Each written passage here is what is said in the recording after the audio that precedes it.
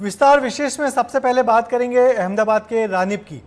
लोकसभा चुनाव के तीसरे चरण में देश की 93 सीटों पर मतदान हुआ। लोकतंत्र के इस महापर्व के कई रंग देखने को आज हमको मिले, लेकिन सबसे ज्यादा सुर्खियां रानीप पोलिंग बूथ ने बटोरी। यहां से निकल कर आई तस्वीरें बहुत खास हैं, क्योंकि यहां देश के गृहमंत्री के लिए खुद प्रधानमंत्री वोट डालने पहुंचे थे।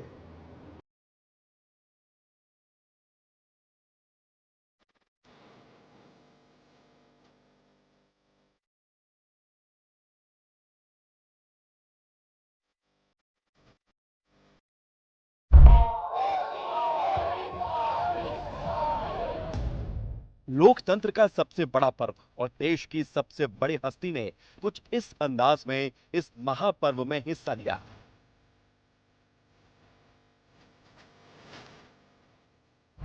पीएम नरेंद्र मोदी ने आम आदमी की तरह लाइन में लगकर अहमदाबाद में वोट डाला। रानीप के निशान स्कूल में पीएम मोदी ने अपने बड़े भाई सोमा भाई मोदी के साथ वोट डाला। इस दौरान गृह मंत्री अमित शाह भी मौजूद रहे। वोट डालने के बाद पीएम मोदी ने बाहर निकलकर लोगों को स्याही का निशान दिखाया और वोटिंग की अपील की। पीएम ने कहा कि मतदान कोई सामान्य दान नहीं है। आज तीसरे चरण का मतदान है। मैं देशवासियों को विशेष रूप से आग्रह करूंगा कि लोकतंत्र में मतदान ये सामान्य दान नहीं है। हमारे देश में दान का एक महात्म्य है और उसी भाव से देशवासी ज्यादा से ज्यादा मतदान करें। प्रधानमंत्री नरेंद्र मोदी इस दौरान वहां मौजूद महिलाओं से उन्होंने बात भी की। पीएम मोदी को देखने के लिए पोलिंग बूथ के बाहर लोगों की भीड़ थी। पीएम ने भी उन्हें निराश नहीं किया और अमित शाह के साथ पैदल ही लोगों का अभिवादन करने निकल पड़े।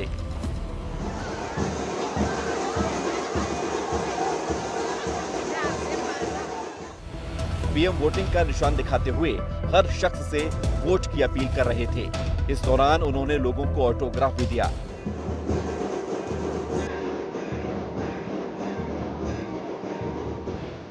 पीएम मोदी जब सड़क पर चल रहे थे तभी एक बच्चे को गोद में लेकर वो दुलार करते हुए भी नजर आए और इसी दौरान एक भावुक कर देने वाली तस्वीर भी सामने आई, जहां भीड़ में खड़ी एक महिला ने पीएम को रक्षा सूत्र बांधने की इच्छा जाहिर की।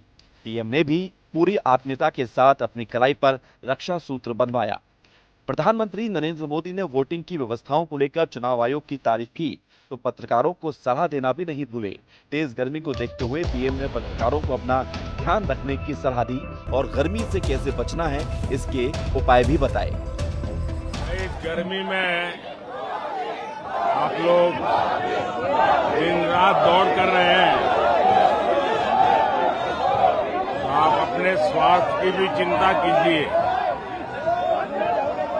और क्योंकि चुनाव के दिनों में पत्रकार साथियों को दिन रात दौड़ना पड़ता है और आज मीडिया की कंपटीशन भी इतनी है कि आपको समय से आगे दौड़ना पड़ता है। मैं तो यही प्रार्थना करूंगा आप सब पुराने साथियों को कि अपने स्वास्थ्य का जरूर ध्यान रखें। और मैं हमेशा कहता हूं कि पानी बहुत पीना चाहिए। जितना ज्यादा पानी पिएंगे तो आपको बहुत स्वास्थ्य के लिए भी ठीक रहेगा और एनर्जी भी मेंटेन रहती है। अहमदाबाद का रानीप इलाका गांधीनगर सीट का हिस्सा है। गांधीनगर वही सीट है जहां से खुद गृह मंत्री अमित शाह प्रत्याशी हैं। इसलिए ये तस्वीर उस लिहाज से खास हो जाती है जहां देश के गृह मंत्री के लिए प्रधानमंत्री वोट डालने पहुंचे। ब्यूरो रिपोर्ट, विस्तार न्यूज।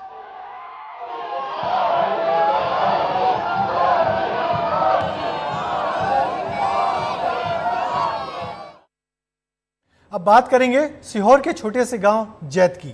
यहां लोकतंत्र का उत्सव दिखाई दिया।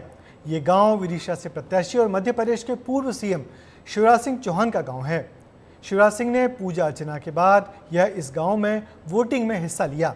इस दौरान पूरा परिवार उनके साथ दिखा। घर में पूजन, मंदिर में आराधना, मां नर्मदा के दर्शन, ये मामा की तासीर है जो तस्वीरों में नजर आ रही है। चुनाव कोई सा भी हो, ओहदा कैसा भी हो, शिवराज सिंह चौहान जब लोकतंत्र के महापर्व में हिस्सा लेते हैं तो घर में भगवान की पूजा अर्चना कर ही निकलते हैं। शिवराज सिंह चौहान सीहोर के छोटे से गांव जैत के रहने वाले हैं। घर के बाहर ही कुलदेवी देवता का मंदिर है। हर काम की शुरुआत वो कुलदेवी कुलदेवता के आशीर्वाद के साथ ही करते हैं और इस दौरान मां नर्मदा का आशीष लेना भी नहीं भूलते। कितनी भी व्यस्तता हो, वो 2 पल के लिए मां नर्मदा के किनारे पर पहुंचते हैं और दर्शन जरूर करते हैं। विदिशा से लोकसभा प्रत्याशी शिवराज सिंह चौहान ने वोटिंग के दिन की शुरुआत कुछ इसी अंदाज में की और फिर परिवार समेत पोलिंग बूथ पहुंचकर मतदान किया। इस दौरान उन्होंने कहा कि वोट लोकतंत्र की आत्मा है और इसमें सभी को बढ़ चढ़कर हिस्सा लेना चाहिए। सबसे अपील करता हूं कि लोकतंत्र का महा उत्सव है चुनाव और लोकतंत्र के प्रति निष्ठा का प्रतीक है वोट। इसलिए वोट जरूर डालें, मतदान अवश्य करें, क्योंकि यही सबसे अच्छी शासन प्रणाली है। कहते हैं कि सियासत में शिवराज को हमेशा परिवार का साथ मिला है। वोटिंग के दिन भी पूरा परिवार उनके साथ खड़ा रहा। पत्नी साधना सिंह, बेटे कार्तिकेय चौहान और कुणाल चौहान भी वोट डालने पहुंचे। साधना जी, हम ये जानना चाह रहे हैं, इतनी आत्मीयता, इतना स्नेह उसकी डोर से बंधे हुए हैं शिवराज जी, बंधे हुए। आप तो यहाँ लगातार सक्रिय रहती हैं, सभी से मिलती होंगी, क्या अनुभव कर रही हैं? बिल्कुल एक खुशी का अनुभव कर रही हूँ कि इतनी बहनों का आशीर्वाद मेरे पति को मिल रहा है। बहनों ने अपने भाई को बिल्कुल सर आंखों पे रखा है और कह रही कि भैया चिंता मत करो, पूरी बिल्कुल अच्छे उससे हम लोग आशीर्वाद दे रहे हैं। हमने देखा कि शिवराज जी मेहनत कर रहे थे, मेहनत आप भी कर रही थी, खूब आप उनके साथ कंधे से कंधा लगाकर लगातार चुनाव के दरमियान हमको दिखाई। हमारा पूरा परिवार मेहनत कर रहा था, हमारा कार्यकर्ता मेहनत कर रहा था।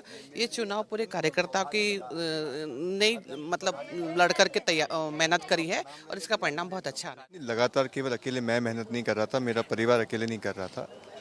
भारतीय जनता पार्टी के समस्त कार्यकर्ता साथी, समस्त जनता के सेवा में जुटे कार्यकर्ता साथी, कई एनजीओ ग्रुप्स हैं जिन्होंने साथ आकर इस बार ये डिसाइड किया कि हम मामा को ऐतिहासिक मतों से जिताएंगे। मैं सबके प्रति आभार प्रकट करता हूं। शिवराज सिंह चौहान की सादगी और विनम्रता ही उन्हें सियासत में अलग मुकाम पर पहुंचाती है। पार्टी ने उन्हें लोकसभा चुनाव में टिकट देकर नई जिम्मेदारी सौंपी है। वो कहते हैं कि पार्टी ने जो जिम्मेदारी दी है उसे पूरी ईमानदारी से निभाऊंगा। उनका कहना है कि हमेशा की तरह जनता का भरपूर प्यार और समर्थन उन्हें मिल रहा है। लोगों का आशीर्वाद और प्रेम मिल रहा है और प्रेम ही ईश्वर है और जनता की सेवा भगवान की पूजा है। सुबह से ही लाडली बहनें, लाडली बेटियां पलक पावड़े बिछाकर आपके जो है घर पर पहुंची, उन्होंने आशीष दिया, स्नेह बरसा, आपकी आरती भी उतारी।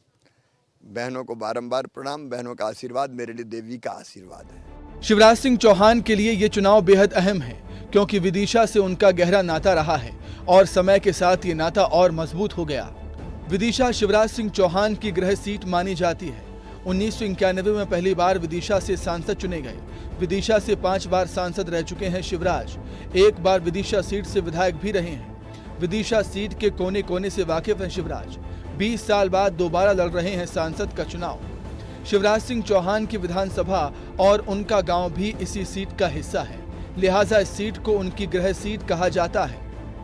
1991 में पूर्व पीएम अटल बिहारी वाजपेयी विदिशा की राजनीतिक विरासत शिवराज सिंह चौहान को सौंप कर गए।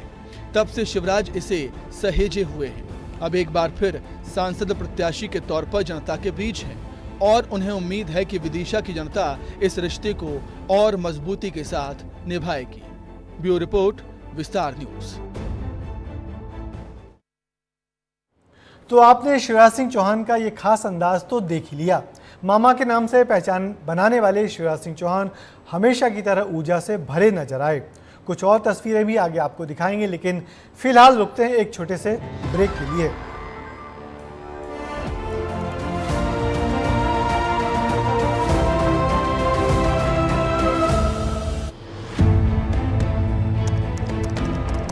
इन दिनों न्यूज चैनल तो बहुत हो गए मगर खबरें नहीं दिखती।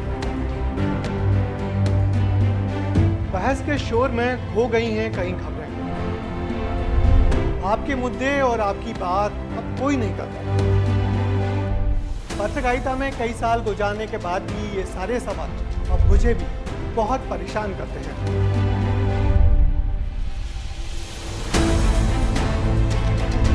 इसलिए हम लाए हैं आपके लिए द एडिटर शो, जिसमें आपके इन सारे सवालों के जवाब होंगे। सोमवार से शुक्रवार रात 9 बजे। सच का कोई शॉर्टकट नहीं होता, यहाँ हर बात होती है विस्तार से।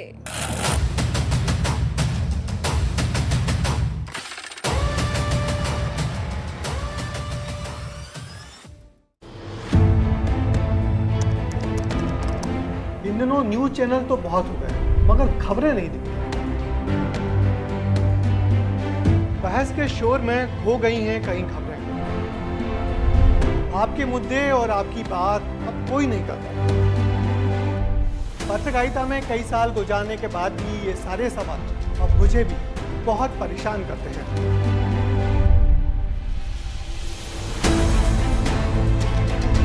इसलिए हम लाए हैं आपके लिए द एडिटर शो, जिसमें आपके इन सारे सवालों के जवाब होंगे।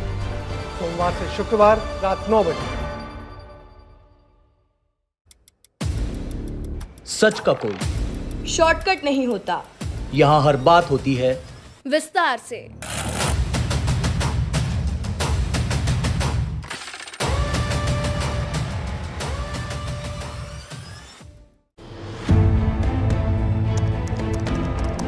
इन दिनों न्यूज चैनल तो बहुत हो गए, मगर खबरें नहीं दिखती। बहस के शोर में खो गई हैं कई खबरें। आपके मुद्दे और आपकी बात अब कोई।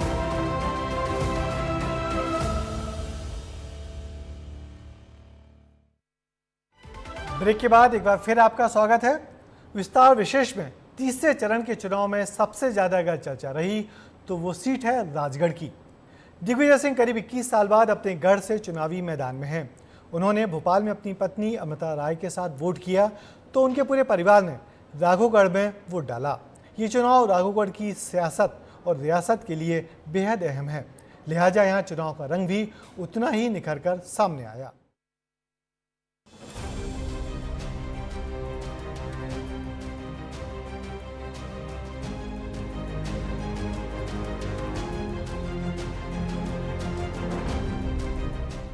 रियासत के राजा, सियासत के माहिर खिलाड़ी दिग्विजय सिंह ने लोकसभा चुनाव के तीसरे चरण के लिए वोट किया। दिग्विजय सिंह ने अपनी पत्नी अमृता राय सिंह के साथ पोलिंग बूथ पहुंचकर मतदान किया। भोपाल में वोट डालने से पहले दिग्विजय सिंह ने पूजा पाठ भी किया। हनुमान मंदिर पहुंचकर आशीर्वाद लिया और पत्नी के साथ कुछ देर मंदिर में बैठकर जाप भी किया।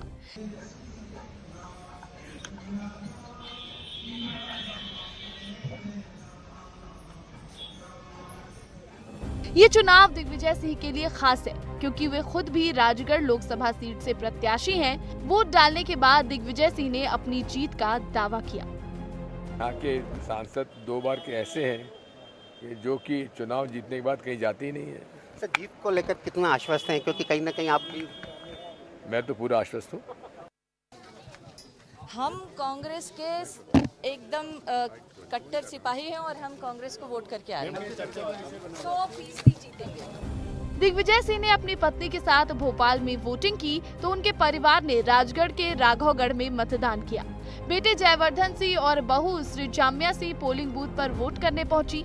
ये मौका बेटे और बहू के लिए यादगार है। जयवर्धन सिंह भले ही विधायक हैं, लेकिन ये पहली बार है जब उन्होंने पिता के चुनाव लड़ते हुए वोट किया है। साल 2003 में दिग्विजय सिंह ने आखिरी बार राघवगढ़ से चुनाव लड़ा था। उस वक्त जयवर्धन की उम्र महज 17 साल थी और वो वोट डाल नहीं पाए थे। करीब 21 साल बाद दिग्विजय सिंह इस क्षेत्र से चुनाव लड़ रहे हैं, लिहाजा बेटे और बहू के लिए पहला मौका है जब पिता चुनाव में खड़े हैं और वो वोट डालने पहुंचे। हाँ, आप जानते हैं दिग्विजय सिंह जी जब एक बार ऐलान कर देते हैं तो पलटते नहीं हैं और उनकी उम्र भी अब 77 वर्ष की हो गई है और उन्होंने स्पष्ट कहा है कि उनका आखिरी चुनाव है। मुझे विश्वास है जनता उनको पूरा आशीर्वाद देगी। शुरुआत से जब दिग्विजय सिंह जी का नाम का ऐलान हुआ था, तो तब और आज उस पूरी मेहनत का हमें वो एक प्रकार से वो कंक्लूड हो रहा है, तो बहुत ही एक्साइटमेंट है। तो बहुत ही समय से पीडीओ से जुड़े हुए हैं, तो उनका आशीर्वाद हमें यकीन है कि इन पे रहेगा। दिग्विजय सिंह इस चुनाव को अपना आखिरी चुनाव बता रहे हैं। वो चाहते हैं कि सियासत से विदाई जीत के तोहफे के साथ हो। आखिरी चुनाव इसलिए क्योंकि मैं 77 साल का हो गया, नए लड़कों को मौका देंगे और उम्मीद 100%। इसके लिए उन्होंने राजगढ़ के हर मतदाता तक पहुंचने की कोशिश की। राजा ने मैदान में उतरकर प्रजा के दिल में जगह बनाई, तो सनातन को लेकर बनाई जा रही छवि को भी धोने में कसर नहीं छोड़ी। वोटिंग से पहले हनुमान जी के दरबार में माथा टेका, तो वोटिंग से एक दिन पहले मां नर्मदा का आशीर्वाद लिया। दिग्विजय सिंह ने नर्मदापुरम पहुंचकर मां नर्मदा में स्नान किया और मां को चुनरी चढ़ाई।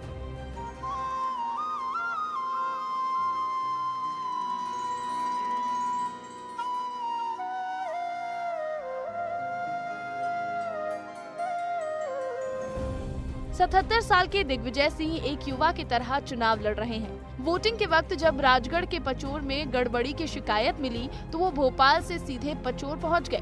विस्तार न्यूज से खास बातचीत में उन्होंने गंभीर आरोप भी लगाए। कांग्रेस के लोकसभा प्रत्याशी दिग्विजय सिंह हमारे साथ है। सर, आप चुनाव हम तो चाहते थे बैलेट पेपर से हो, लेकिन ठीक है, अगर केंद्र सरकार का ईवीएम प्रेम बहुत ज़्यादा ही है और माननीय चुनाव आयोग का भी है, तो ठीक है, लड़ रहे। सर, क्या कि बीजेपी को कितनी चुनौती मानते हैं, क्योंकि लगातार वो भी आपके साथ? चुनौती तो वही चुनौती है जो कि इस देश को बर्बाद करने में लगी हुई है, देश के संविधान को समाप्त करने में लगी हुई है, लोकतंत्र समाप्त करने में लगे हुए हैं। और यहाँ के सांसद 2 बार के ऐसे हैं कि जो कि चुनाव जीतने के बाद कहीं जाते ही नहीं है। सर, जीत को लेकर कितना आश्वस्त हैं, क्योंकि कहीं ना कहीं आप भी? मैं तो पूरा आश्वस्त हूँ।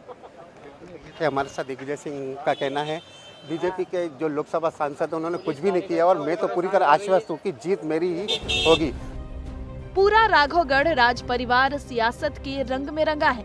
राजघराने के हर सदस्य ने लोकतंत्र के महापर्व में हिस्सा लिया। दिग्विजय सिंह ने जनता के दरबार में अर्जी लगाने के बाद जनार्दन के दरबार में माथा टेका और वोटिंग की, क्योंकि राजगढ़ का चुनाव जीतना प्रदेश के लिए खास है और उससे कहीं ज्यादा दिग्विजय के सियासी भविष्य के लिए अहम होगा। ब्यूरो रिपोर्ट, विस्तार न्यूज। लोकतंत्र के कई रंग आपने देख लिए, चकाचौंध से भरी तस्वीरें भी देख ली है, लेकिन अब जो रंग हम आपको दिखाने जा रहे हैं वो रंग बदरंग है, शर्मसार करता है और सवाल भी खड़ा करता है कि विकास की बयार इस गांव तक भला क्यों नहीं पहुंची। लेकिन मतदान को लेकर ग्रामीणों का जज्बा गर्व से भर देता है। जहां मुश्किलें ग्रामीणों को अपना सबसे बड़ा फर्ज निभाने से भी नहीं रोक पाई।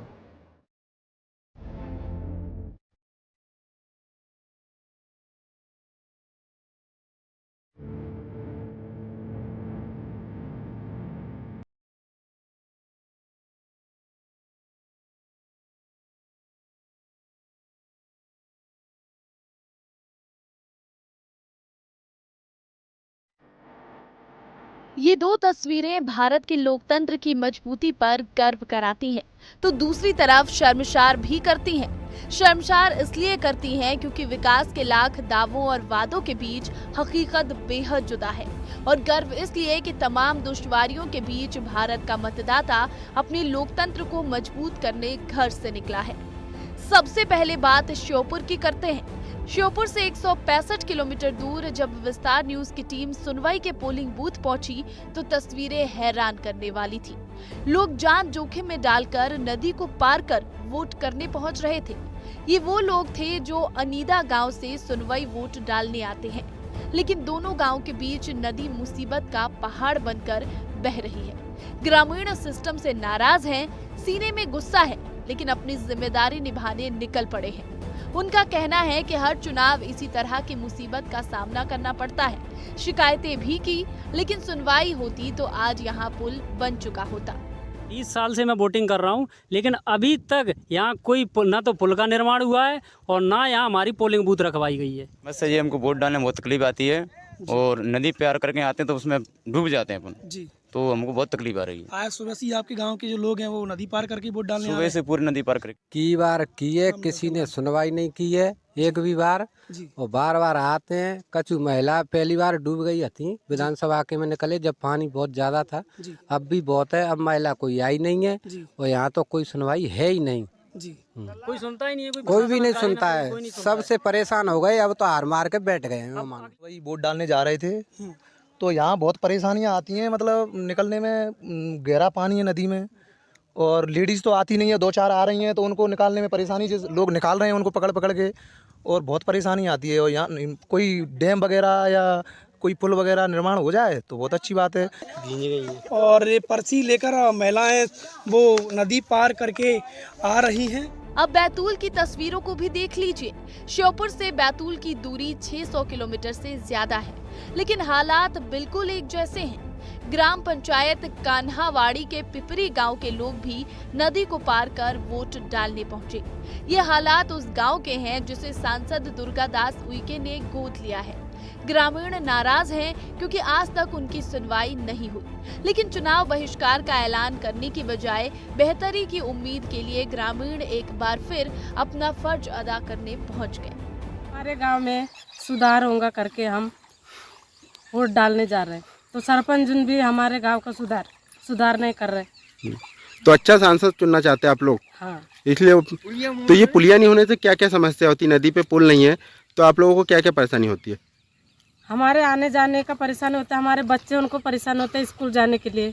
बच्चे उनको हम किधर से ले जाएंगे? बारिश में हमारे बाजार जाने को भी दिक्कत है। हमारे कहीं अगर बोलो तो बीमार पड़ गए, वहाँ जाने के लिए भी दिक्कत है। हमारे हॉस्पिटल में गाड़ी आने जाने के लिए भी कोई रास्ता नहीं है। कब खुलेगी सिस्टम की नींद? श्योपुर में सुनवाई अनादी गांव के बीच नदी पर नहीं बना पुल बनवाने के लिए ग्रामीण कई बार लगा चुके हैं गुहार। जान जोखिम में डालकर नदी पार करते हैं ग्रामीण। नदी पार करते वक्त हो चुके हैं हादसे। बैतूल के पिपरी गांव की कहानी भी श्योपुर जैसी। जान जोखिम में डालकर नदी पार करते हैं पिपरी गांव के ग्रामीण। ये तस्वीरें गर्व कराती हैं, शर्म भी महसूस कराती हैं, सिस्टम पर सवाल खड़ा करती है, जिम्मेदारों की जिम्मेदारी को कटघरे में भी खड़ा करती है और सोचने पर मजबूर करती है कि क्या ये गलती इन ग्रामीणों की है जो आज इस चकाचौंध भरी दुनिया में भी विकास के इंतजार में है। ब्यूरो रिपोर्ट, विस्तार न्यूज। तो हमने आपको आपसे जुड़ी खबरें दिखाई, आपके मुद्दे उठाए। आगे भी हमारी कोशिश रहेगी कि विस्तार विशेष में आपके मुद्दों, आपकी खबरों को प्रमुखता से जगह मिले। मुझे दीजिए इजाजत, आपसे फिर मुलाकात होगी आपकी ही खबरों के साथ। तब तक के लिए नमस्कार।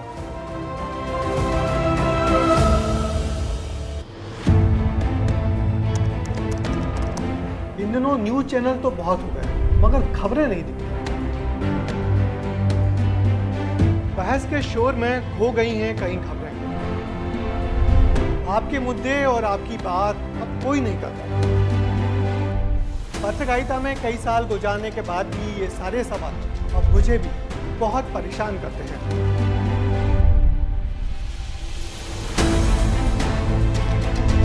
इसलिए हम लाए हैं आपके लिए द एडिटर शो, जिसमें आपके इन सारे सवालों के जवाब होंगे। सोमवार से शुक्रवार रात 9 बजे। सच का कोई शॉर्टकट नहीं होता, यहाँ हर बात होती है विस्तार से।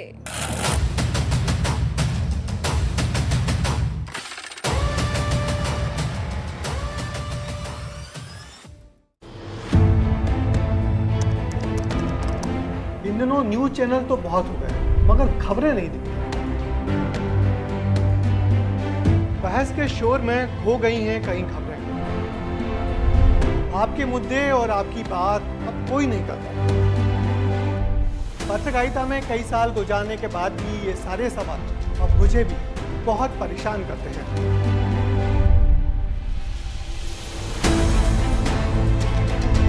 इसलिए हम लाए हैं आपके लिए द एडिटर शो, जिसमें आपके इन सारे सवालों के जवाब होंगे।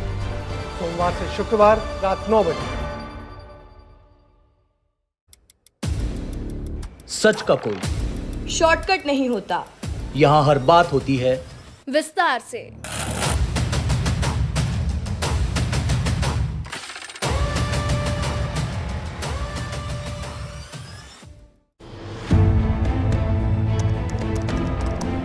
दिनों न्यूज चैनल तो बहुत हो गए मगर खबरें नहीं दिखती। बहस के शोर में खो गई हैं कई खबरें। आपके मुद्दे और आपकी बात अब कोई नहीं करता। पत्रकारिता में कई साल गुजारने के बाद भी ये सारे सवाल अब मुझे भी बहुत परेशान करते हैं।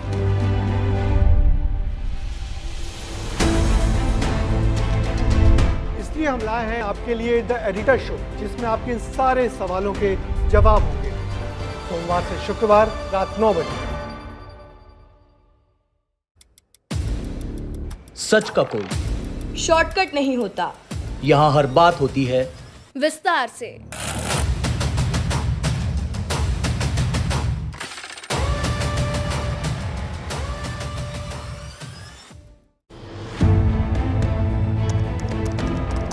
इन दिनों न्यूज चैनल तो बहुत हो गए मगर खबरें नहीं दिखती। बहस के शोर में खो गई हैं कई खबरें। आपके मुद्दे और आपकी बात अब कोई नहीं करता। पत्रकारिता में कई साल गुजारने के बाद भी ये सारे सवाल अब मुझे भी बहुत परेशान करते हैं।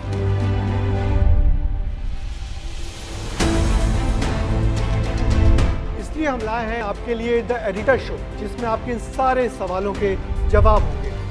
सोमवार से शुक्रवार रात 9 बजे।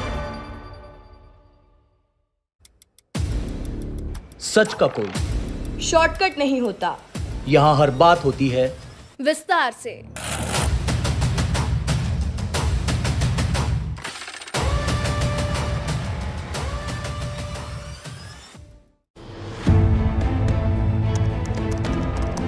इन दिनों न्यूज चैनल तो बहुत हो गए मगर खबरें नहीं दिखती। बहस के शोर में खो गई हैं कई खबरें। आपके मुद्दे और आपकी बात अब कोई नहीं करता। पत्रकारिता में कई साल गुजारने के बाद भी ये सारे सवाल अब मुझे भी बहुत परेशान करते हैं।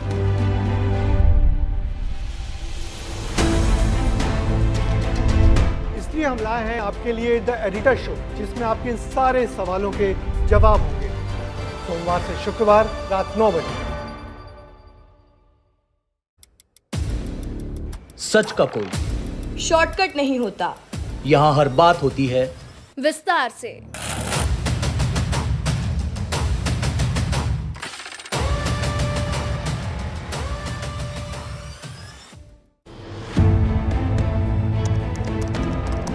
इन दिनों न्यूज चैनल तो बहुत हो गए मगर खबरें नहीं दिखती।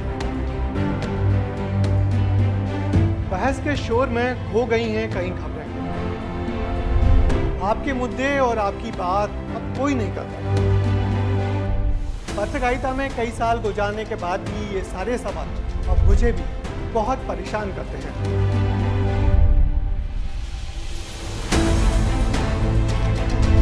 इसलिए हम लाए हैं आपके लिए द एडिटर शो, जिसमें आपके इन सारे सवालों के जवाब होंगे।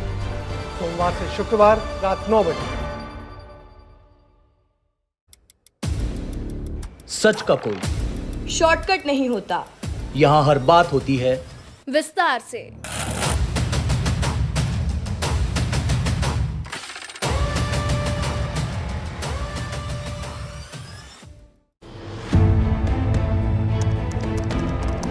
इन दिनों न्यूज चैनल तो बहुत हो गए मगर खबरें नहीं दिखती।